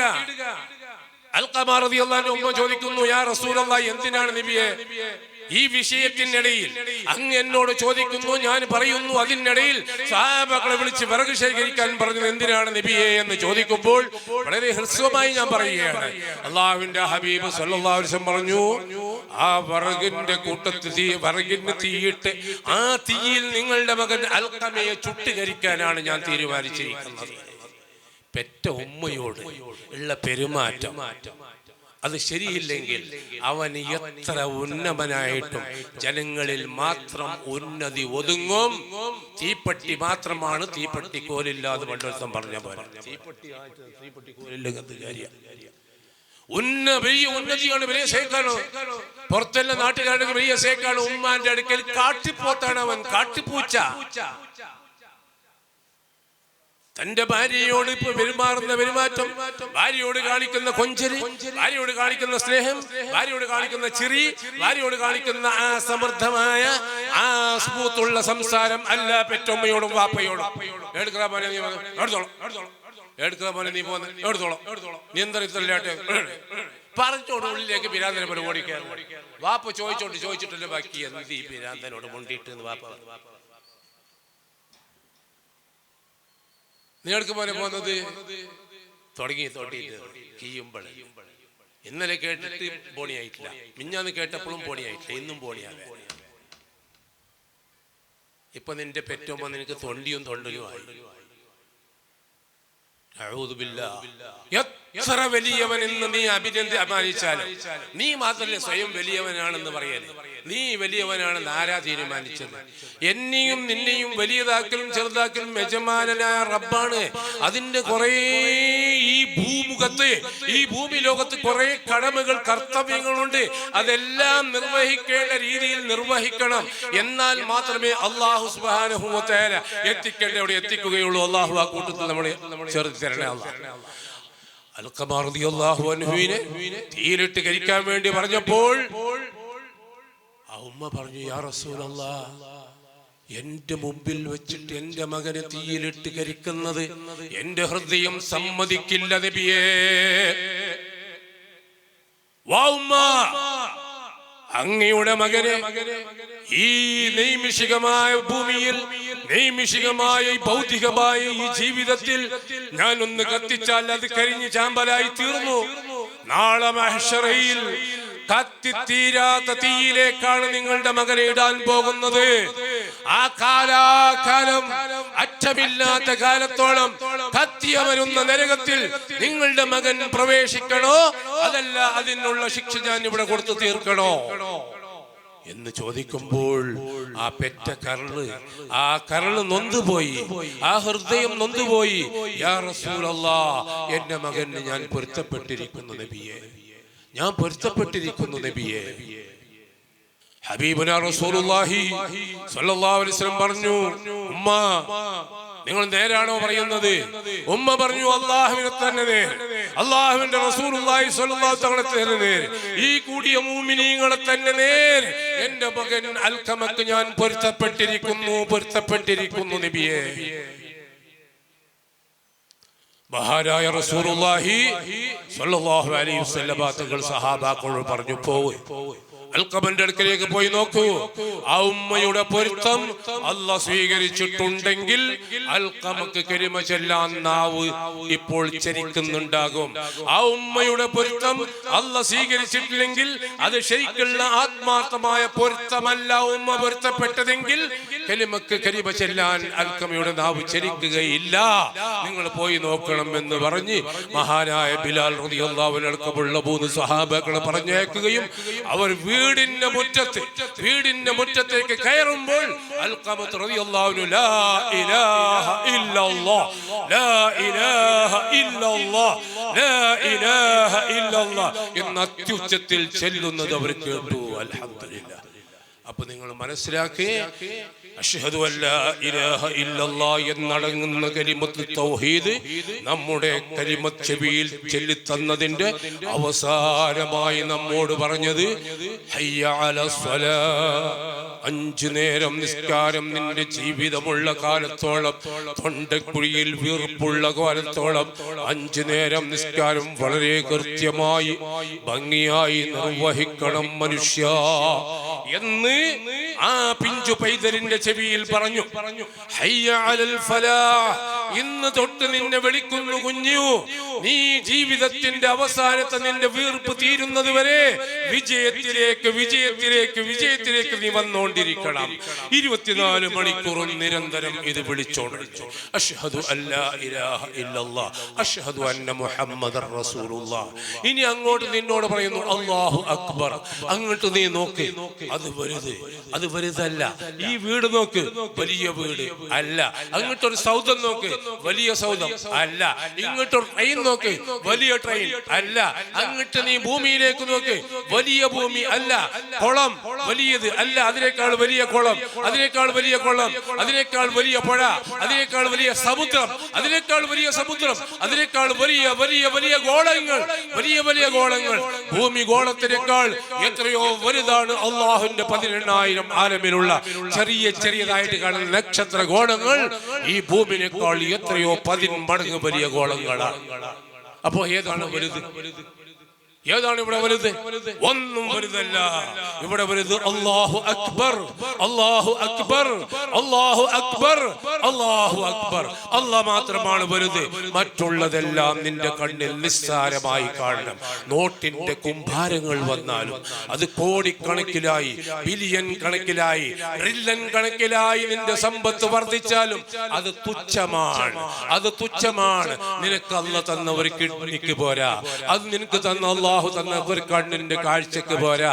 നിനക്ക് അല്ലാഹു ചിന്തിക്കാൻ തന്ന നിന്റെ തലച്ചോറിന്റെ ഒരു തരി തലച്ചോറിന് പോരാ. നിന്റെ ശരീരത്തിൽ 6666 നാഡി നരമ്പുകളിൽ നിന്ന് ഒരു നരമ്പിന് നിന്റെ ഈ ട്രില്യൺ കണക്കിലുള്ള സമ്പത്ത് പോരാ. ഇനി കാസർഗോഡല്ല, കർണാടക സ്റ്റേറ്റ് മുഴുവനും ഒരാളുടേതാണെന്ന് വാദിച്ചാലും, ഇനി കർണാടക സ്റ്റേറ്റ് അല്ല, ഇന്ത്യ രാജ്യം മുഴുവനും ഒരാളുടേതാണെന്ന് പറഞ്ഞാലും, പ്രിയപ്പെട്ടവരെ, ഇല്ല. കാട്ടിക്കുന്ന കക്കൂസ് അടക്കം സ്വർണത്തിൻ്റെതാക്കിയവൻ ഈ മണ്ണിൽ മറഞ്ഞുപോയി. അവന്റെ മരണത്തിനൊരു ചികിത്സ നടത്താൻ അവന്റെ സമ്പത്ത് അവൻ ഉതകിയില്ല. ഈ ലോകം മുഴുവനും കൈക്കലാക്കിയ ഫറോവ നഷ്ടപ്പെട്ടു പോയി. ഒരു തുള്ളി വെള്ളം ആ സമുദ്രത്തിൽ കിടന്ന് ചാവുമ്പോൾ ഒരു തുള്ളി നൽവെള്ളം കുടിക്കാൻ ഫിർഔനിന് സാധിച്ചിട്ടില്ലെങ്കിൽ ആരാണ് യജമാനനായ അല്ലാഹു? അല്ലാഹു അക്ബർ. നിനക്ക് എത്ര സമ്പത്തുണ്ടെങ്കിലും അത് തുച്ഛമാണ്. എത്ര വലിയ സമ്പത്തുകാരനെ കണ്ടാലും അവൻ സാരമില്ലാത്തവനാണ്. നിന്റെ അടുക്കൽ വലുത് നിന്റെ ഉമ്മയാണ്, നിന്റെ അടുക്കൽ വലുത് നിന്റെ വാപ്പയാണ്, നിന്റെ അടുക്കൽ അതിവലുത് നിന്റെ കഅബയാണ്, നിന്റെ അടുക്കൽ ഏറ്റവും വലുത് നിന്റെ പള്ളിയാണ്, നിന്റെ അടുക്കൽ ഏറ്റവും വലുത് നിന്റെ ആലിമാണ്, നിന്റെ അടുക്കൽ ഏറ്റവും വലുത്. നേരത്തെ നമ്മുടെ ഖതീബ് ഉസ്താദ് പറഞ്ഞില്ലേ, വിശുദ്ധ ഖുർആൻ നോക്കിയാൽ കൂലി, തൊട്ടാൽ കൂലി, മുത്തിയാൽ കൂലി, മണത്താൽ കൂലിയുണ്ട്.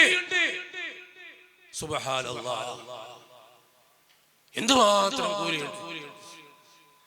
ഒരു ദിവസം ഞാൻ മുത്തുപേട്ടയിലുള്ളപ്പോ അവിടെയുള്ള മുഅദ്ദിൻ ഒരു വയസ്സായ ആളാ. ഏത് സമയം വരുന്നു അയാൾ മുസാഫ് എടുക്കുന്നു, അതിന് തുറക്കുന്നു, മുത്തുന്നു, അവിടെ വെക്കുന്നു.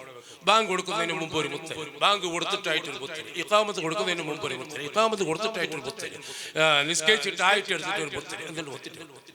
ഒരു ദിവസം ഞാൻ ചോദിച്ചു, നിങ്ങൾ ഈ മുത്തിട്ട് വെക്കുന്നതല്ലാണ്ട് നിങ്ങൾ ഓതുന്നത് ഞാൻ കണ്ടിട്ടില്ലല്ലോ, എപ്പോഴും മുത്തി വെക്കുന്നു. ഖതീബ് ഇങ്ങനെ ഇരുന്ന് ഓതുന്നുണ്ടാവും ഏത് സമയത്ത്.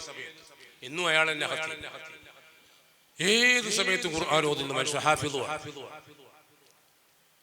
അപ്പൊ അദ്ദേഹം പറഞ്ഞു, എന്റെ ജീവിതത്തിൽ ഖുർആൻ അലിഫ് എങ്ങനെയാണെന്ന് ഞാൻ അറിയില്ല, ഖുർആൻ അതിന്റെ തലങ്ങും വിലങ്ങും ഞാൻ അറിയില്ല, ഖുർആൻ ഞാൻ പഠിച്ചിട്ടില്ല. പക്ഷേ എന്റെ റബ്ബിന്റെ കലാമാണിതെന്ന് അറിയാം, അതുകൊണ്ടാണ് ഞാൻ തുറക്കുന്നത്, അതുകൊണ്ടാണ് എന്റെ കണ്ണുകൊണ്ട് ഞാൻ നോക്കുന്നത്. അത് തിരിച്ചോ മറിച്ചോ എനിക്കറിയില്ല, എങ്കിലും അള്ളാഹുവിന്റെ കലാമാണ്. തിരിച്ചാണെങ്കിലും മറിച്ചാണെങ്കിലും റബ്ബിന്റെ കലാമാണ്. അങ്ങനെ തിരിഞ്ഞതാണെങ്കിലും മറിഞ്ഞതാണെങ്കിലും റബ്ബിന്റെ കലാമാണ്. ഈ ചട്ട റബ്ബിന്റെ കലാമിനെ അതിന്റെ സേഫ്റ്റിക്ക് വേണ്ടിയുള്ളതാണ് ഈ ചട്ട. ഈ ചട്ടക്കുള്ള മഹത്വം അതാണ് ഞാൻ കണ്ണിൽ വെച്ചിട്ട് അതിനെ അടങ്ങുന്നത് എന്ന് ആ ഒരു വിവരമില്ലാത്തയാൾ. പ്രിയപ്പെട്ടവരെ, ഖുർആനിനോടുള്ള മഹത്വം അതാണ്. ഖുർആനിന്റെ ഭാഗത്തേക്ക് കാൽ നീട്ടുകയല്ല. സൂറത്തുൽ കഹ്ഫ് ഓതുമ്പോൾ നമ്മളിൽ പലരെയും നമുക്ക് കാണാം, സൂറത്തുൽ കഹ്ഫിന്റെ കടലാസും മറിച്ച് അങ്ങനെ മടക്കി പൊടിച്ച് സാധാരണയായിട്ട് ഒരു നോട്ടീസ് വായിക്കുന്നതിനേക്കാളും അവമതിച്ചുകൊണ്ട് അൽ കഹ്ഫ് സൂറത്തിനെ ഈ രണ്ട് കയ്യിൽ പിടിക്കുമ്പോൾ തന്നെ ഇടത് കയ്യിൽ ഖുർആൻ പിടിക്കാനുള്ള അർഹത ഉണ്ടോ? ഇടത് കൈക്ക് പോട്ടെ, വലത് കൈക്കുണ്ടോ? കുറ്റങ്ങൾ മുഴുവനും ചെയ്തതല്ലേ നമ്മുടെ ഈ കൈ. ഈ കൈ കൊണ്ട് യജമാനനായ റബ്ബിന്റെ കലാമ് തൊടാൻ നമുക്ക് അധികാരമുണ്ടോ? ലാ യമസ്സുഹു ഇല്ലൽ മുതഹ്ഹറൂൻ. ശുദ്ധിയുള്ള കൈകളല്ലാതെ, ശുദ്ധിയുള്ള ഹൃദയങ്ങളല്ലാതെ, ശുദ്ധിയുള്ള കണ്ണുകളല്ലാതെ, ശുദ്ധിയുള്ള നാവുകളല്ലാതെ ഖുർആൻ അതുമായിട്ട് കൈകാര്യം ചെയ്യാൻ പാടില്ല. അതാണ് അതിന്റെ അർത്ഥം. ലാ യമസ്സുഹു ഇല്ലൽ മുതഹ്ഹറൂൻ. വെറും ഉദൂന്നല്ല.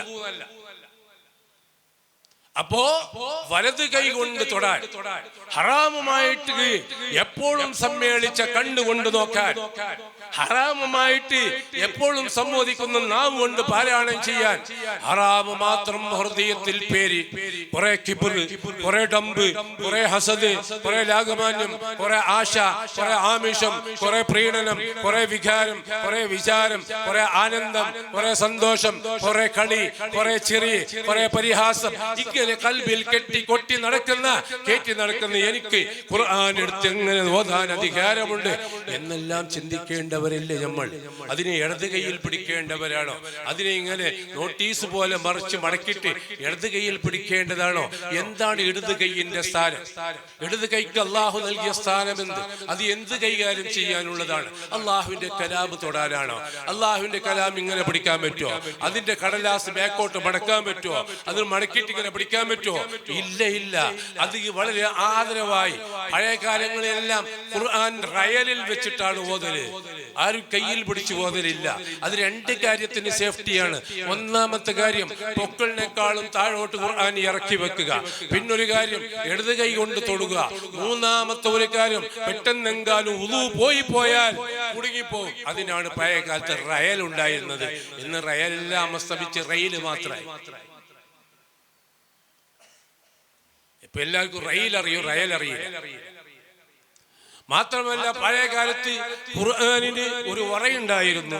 ആ വറയിൽ ഇട്ടിട്ട് ഖുർആൻ വളരെ ആദരവോടെ ബഹുമാനത്തോടെ പരമ്പരയായിട്ട് വരുന്ന ഖുർആനായിരിക്കും വീട്ടിലുള്ളത്. ഞാൻ ഓതിയത്, എന്റെ ഉപ്പ ഓതിയത്, എന്റെ ഉപ്പാന്റെ ഉപ്പ ഓതിയത്, എന്റെ ഉമ്മ ഓതിയത്, അങ്ങനെയുള്ള ഖുർആൻ ശരീഫ് ഒരു കടലാസിൽ കേടില്ലാതെ വളരെ ഭദ്രമായി അതിനൊരു പെട്ടി വേറെ, ആ പെട്ടി വെക്കാൻ ഒരു തട്ട് വേറെ, ആ തട്ടിൽ മനോഹരമായ പെട്ടിയിൽ വറക്കകത്ത് മുസഹഫ് വെച്ച് ആ മുസഹഫിനെ ആ പെട്ടിയിലായി വെക്കുമ്പോൾ ആ വിശുദ്ധമായ ഖുർആനിന്റെ സർവ മഹത്വത്തോടു കൂടി ആ വീട്ടിൽ കള്ളനും വരില്ല, കാക്കയും വരില്ല, ശൈത്താനും വരില്ല, ഭൂതയും ഇല്ല, പോക്കും ഇല്ല, വരവും. എന്ത് പോക്ക്, എന്ത് വരവാ!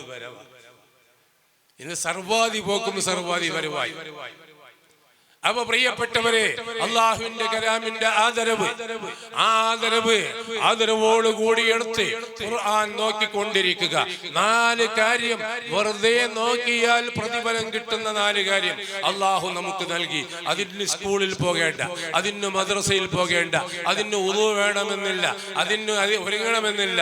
ഒന്നാമത് നിന്റെ ഉമ്മയുടെയും വാപ്പയുടെയും മുഖത്തേക്ക് നോക്കിയിരിക്കുക.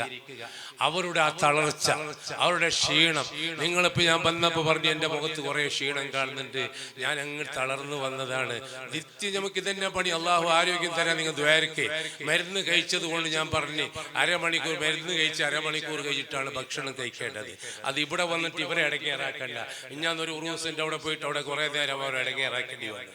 മറ്റുള്ളവരെല്ലാം ഭക്ഷണം കഴിക്കാൻ എൻ്റെ ഈ അരമണിക്കൂർ തീരോളം കാത്തിരിക്കേണ്ടി വന്നു. അവിടെ ഒരു തങ്ങളുണ്ടായി. ഞാൻ പറഞ്ഞു നിങ്ങൾ കാത്തിരിക്കണ്ട, നിങ്ങൾ ഭക്ഷണം കഴിച്ചു. ഞാൻ മരുന്നും കഴിച്ചിട്ട് വേണമെങ്കിൽ കഴിക്കണമെങ്കിൽ ഞാൻ അങ്ങനെ ഒരു പിരാന്തല്ല. വേണമെങ്കിൽ തിന്നില്ലെങ്കിൽ ഇല്ല. ഭക്ഷണത്തോട് തീരെ പഞ്ഞമില്ല. വളരെ സൂക്ഷിക്കുന്ന ആളാണ് ഞാൻ ഭക്ഷണത്തിൻ്റെ കാര്യം. അതുകൊണ്ട് ഞാൻ ഡ്രൈവറോട് പറഞ്ഞ് 2 പൊറോട്ടയും എന്തെങ്കിലും ബാഗിക്ക് നമുക്ക് ബൈക്ക് അവിടെ നിന്നിട്ട് മരുന്ന് വീട്ടിൽ നിന്ന് കുടിച്ചതാണ്, അരമണിക്കൂറിൽ അത് കഴിക്കണമെന്ന് പറഞ്ഞ് കഴിച്ചതാണ്. അതുകൊണ്ട് ഭക്ഷണം വേണ്ട എന്ന് ഞാൻ ആദ്യം ബഷീർ സഖാഫിയോട് പറഞ്ഞു. ബഷീർ സഖാഫി സുബ്ഹാനല്ലാഹ്, ഞാനിവിടെ വന്ന് എത്താൻ വേണ്ടി അയാളുടെ ഊർജ്ജം മുഴുവൻ തീർത്തിട്ടുണ്ടാവും. അയാളുടെ ഒരൊറ്റ മർക്കട മുഷിക്കാൻ ഞാനിപ്പോൾ വന്നെത്തിയത്. രാവും പകലും ഇരിക്കാൻ പെടുന്നില്ല. ഞാൻ ഏറ്റെടുത്ത പരിപാടി റദ്ദ് ചെയ്തിട്ടാണ് ഞാൻ നിങ്ങളടുത്ത് വന്നത്. പ്രിയപ്പെട്ടവരെ, ഞാൻ പറഞ്ഞു വരുന്നത്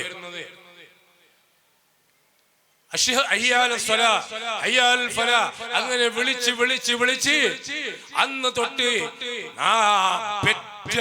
ആ പ്രസവം, ആ പ്രസവിച്ച ആ അരുമൽ സന്താനം, ആ ചോരക്കുഞ്ഞിന്റെ ചെവിയിൽ അല്ലാഹ് പറഞ്ഞതാ, അല്ലാഹു അക്ബർ. നിന്റെ ഈ പ്രപഞ്ചത്തിൽ എത്ര അധികാരം നിനക്ക് കിട്ടിയാലും, എത്ര വലിയ ഉന്നതിയിലേക്ക് നീ എത്തിയാലും, എത്ര ഉന്നതിയിലെത്തിയവരെ നീ കണ്ടാലും അവരൊന്നും വലിയതല്ല. നിന്റെ അടുക്കൽ വലുത് അള്ളാഹുവാണ്. അതുകൊണ്ട് നീ അള്ളാഹു അസ്സ വജല്ലയായ റബ്ബിന്റെ ആദരിക്കാൻ പറഞ്ഞ ഏറ്റവും പ്രൗഢമായ ബഹുമാനമുള്ള ഒന്നാണ് കഅബ ശരീഫ്. ഇന്നലെ ഒരു വീട്ടിൽ കയറി 2 വട്ടം നിസ്കരിക്കേണ്ടി വന്നു. ഞാൻ കുറ്റിയടിച്ച വീടല്ല. ഞാൻ കുറ്റിയടിച്ച് വരുമ്പോ സാധാരണയായിട്ട് കിബില അവർക്ക് കാണിച്ച് മനസ്സിലാക്കി കൊടുത്തു. ഇത് കുടിയാവാൻ വേണ്ടി ഞാൻ വരണമെന്നാണ് നിർബന്ധിച്ച് അങ്ങനെ കുടിയാവാൻ വേണ്ടി പോയത്. അപ്പൊ കിബില ഞാൻ ചോദിച്ചു എങ്ങോട്ട്? അപ്പൊ പറഞ്ഞു ഇങ്ങനെയാണ്. അവിടെ നോക്കാൻ സമയമില്ല. മഗ്‌രിബ് കഴിച്ച് ബാങ്ക് കൊടുത്ത് കുറെ കഴിച്ച് ആ പെട്ടെന്ന് നിസ്കരിച്ച് അങ്ങോട്ട് തിരിഞ്ഞിട്ട് നിസ്കരിച്ചിട്ടായിട്ട് ഞാൻ കിബില എടുത്തിട്ട് നോക്കുമ്പോ വളരെ തിരിഞ്ഞിട്ടാണ് കിബില ഉള്ളത്. ഇങ്ങനെ ഞാൻ നിസ്കരിച്ചത് ഇങ്ങനെയാണ്. ഞാൻ പറഞ്ഞു നിസ്കരിച്ച ആൾക്കാരല്ല മടക്കി നിസ്കരിക്കണം, കിബില ഇങ്ങനെയാണ്. അവിടെ തോറ്റ് കൊടുത്ത് അല്ലേ ഒരു ബേജാറും ഇല്ല. തോറ്റ് കൊടുക്കേണ്ടിയോടെ തോറ്റ് കൊടുക്കണം, തോറ്റ് കൊടുക്കേണ്ടിയോടെ തോറ്റ് കൊടുക്കണം. രണ്ടു വട്ടം നിസ്കരിക്കണമെന്ന് ആൾക്കാർക്ക്. ഞാൻ പറഞ്ഞു ഈ വീട്ടിനെ കുറ്റി ഞാനെല്ലാം അടിച്ചത്, അതുകൊണ്ട് കിബില മാർക്ക് ചെയ്യണം. എന്നിട്ട് കിബില മാർക്കാക്കി കൊടുത്തു. ഞാൻ ഇരിക്കട്ടെ, ഞാൻ പറഞ്ഞു വരുന്നത് ആ ഹൃദയത്തിൽ കിബില അത് തെറ്റിപ്പോകരുത്. മനുഷ്യൻ ഏത് സമയത്തും തന്റെ ഹൃദയം കിബിലയുമായിട്ട് ബന്ധപ്പെടണം, കഅബ ശരീഫുമായിട്ട് ബന്ധപ്പെടണം. കഅബ ശരീഫിന്റെ ഭാരം, ആ ബഹുമാനം, ആദരവ്. അല്ലാഹുമ്മ സിദ് ഹാദൽ ബൈത തശ്രീഫൻ വ തക്രീമൻ വ മഹാബ. കഅബ ശരീഫ് ആദ്യം കാണുമ്പോൾ നീ പ്രാർത്ഥിക്കേണ്ട പ്രാർത്ഥനയുടെ ആദ്യത്തെ പ്രാർത്ഥന അല്ലാഹുമ്മ ഹാദൽ ബൈത ബൈതുക വൽ അംന അംനുക വൽ ബലദ ബലദുക. അല്ലാഹുമ്മ സിദ് ഹാദൽ ബൈത തശ്രീഫൻ വ തക്രീമൻ വ തഅളീമ. കഅബ ശരീഫ് ആദ്യം കാണുമ്പോൾ കഅബ ശരീഫിലേക്ക് മുന്നിട്ടിട്ട് നീ രണ്ട് കൈയും മേൽപോട്ട് ഉയർത്തി അല്ലാഹുവിനോട് തേടേണ്ട ആദ്യത്തെ ദുആ നിന്റെ സലാമത്തല്ല, നിന്റെ ബച്ചവല്ല, നിന്റെ ഭാര്യയുടെ, നിന്റെ മക്കളുടെ, നിന്റെ ബിസിനസിന്റെ സലാമത്തല്ല. നീ ആദ്യം തേടേണ്ടത് അല്ലാഹുമ്മ ഇന്ന ഹാദൽ ബൈത ബൈതുക്. യജമാനനായ അല്ലാഹ്, ഇതാണ് നിന്റെ കൊട്ടാരം. നിന്റെ കൊട്ടാരമാണ്. കൊട്ടാരം എന്ന് പറയുന്ന ഒന്ന് ഈ പ്രപഞ്ചത്തിൽ ഉണ്ടെങ്കിൽ അത് നിന്റെ കൊട്ടാരം മാത്രമാണ് റബ്ബേ. എന്തെല്ലാം പാലസുകൾ നാം കാണുന്നു, എന്തെല്ലാം കൊട്ടാരങ്ങൾ. ഇവിടെ ഇന്ത്യയിൽ ഏറ്റവും അറിയപ്പെട്ടതാണ് താജ്മഹൽ, മൈസൂരിൽ അറിയപ്പെട്ടതാണ് മൈസൂരിന്റെ അരമന. അങ്ങനെ അങ്ങനെ അങ്ങനെ പലതും പലതും പലതും. ഇതൊന്നുമല്ല വീട്, ഭവനം. ആ കരിങ്കൽ, ആ കറുത്ത കരിങ്കല്ല് കൊണ്ടുണ്ടാക്കപ്പെട്ട ആ അല്ലാഹുവിന്റെ ഗേഹം, അവന്റെ കൊട്ടാരം, ഇതാണ് റബ്ബേ വീട്. നാടാകുന്ന നാട്, അതും ഈ നാട് മാത്രമാണ്. ഏതെല്ലാം നാടുണ്ട് ഈ ലോകത്തിന്റെ? ഈ ഇന്ത്യ രാജ്യത്തിന്റെ സ്വർഗമാണ് കാശ്മീർ. ഈ ഇന്ത്യ രാജ്യത്തിന്റെ ഹൈറുള്ളയാണ് കേരളം.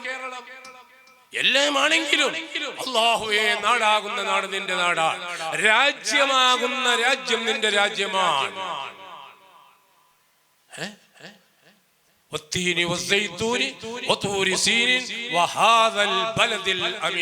അല്ലാഹു ഒരു രാജ്യമായിട്ട് സ്വീകരിച്ച രാജ്യം അതാണ് മക്കത്തുൽ മുകറമ.